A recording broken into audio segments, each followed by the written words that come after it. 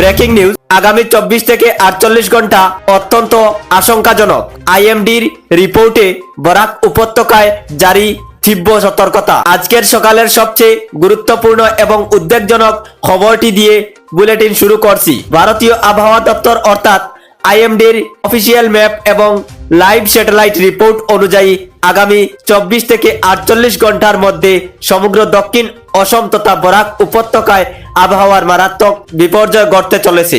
রিপোর্টে স্পষ্ট জানিয়ে দেওয়া হয়েছে, উত্তর পূর্ব অঞ্চলের আকাশে একটি শক্তিশালী নিম্নচাপ ও বজ্রগর্ভ মেঘের সৃষ্টি হয়েছে, যার সরাসরি প্রভাব পড়তে চলেছে আমাদের হাইলাকান্দি সহ পার্শ্ববর্তী জেলাগুলিতে। সরকারি রিপোর্ট এবং আইএমডি ম্যাপ অনুযায়ী জানা যাচ্ছে প্রবল বজ্রপাত ও অতি ভারী বৃষ্টি।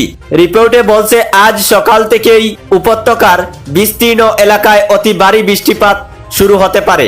বৃষ্টির সাথে তীব্র বজ্রপাতের আশঙ্কা রয়েছে, যা অত্যন্ত বিপজ্জনক।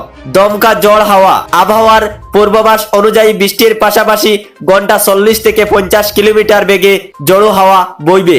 এর ফলে দুর্লভ ঘরবাড়ি, গাছপালা এবং বিদ্যুৎ পরিষেবার ক্ষতি হওয়ার সম্ভাবনা রয়েছে। দৃশ্যমানতা হ্রাস, বৃষ্টির তীব্রতার কারণে রাস্তায় যাতায়াতের ক্ষেত্রে দৃশ্যমানতা বা ভিজিবিলিটি অনেকটাই কমে যেতে পারে। তাই যানবাহন চালকদের অত্যন্ত সতর্কতার সাথে গাড়ি চালানোর নির্দেশ দেওয়া হয়েছে। আবহাওয়া দপ্তরের এই রিপোর্টের পর জেলা প্রশাসনও সতর্ক অবস্থানে রয়েছে। নদীর তীব্রবর্তী এলাকার বাসিন্দা এবং নিচু অঞ্চলের সাধারণ মানুষকে নিরাপদ দূরত্বে থাকার পরামর্শ দেওয়া হয়েছে। জরুরি প্রয়োজন ছাড়াই 24 থেকে 48 ঘন্টা ঘরের বাইরে না বের হওয়াই শ্রেয়।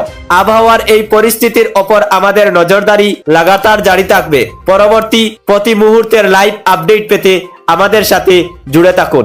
ধন্যবাদ। রিপোর্টে রেজাউল ইসলাম, রাজ এইচকে টিভি। বিশেষ করে আপনারা আমাদের ইউটিউব চ্যানেল ফলো করে রাখুন। কমেন্ট বক্সে লিংক দেওয়া রয়েছে। ইউটিউবে ঢুকলেই অবশ্যই আমাদের নিউজ পেতে পারেন, যার জন্য ধন্যবাদ।